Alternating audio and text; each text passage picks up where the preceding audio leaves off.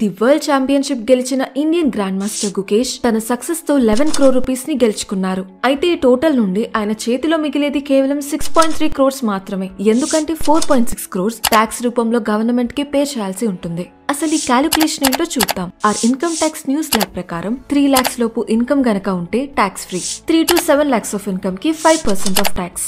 7 to 10 lakhs of income కి 10% of tax.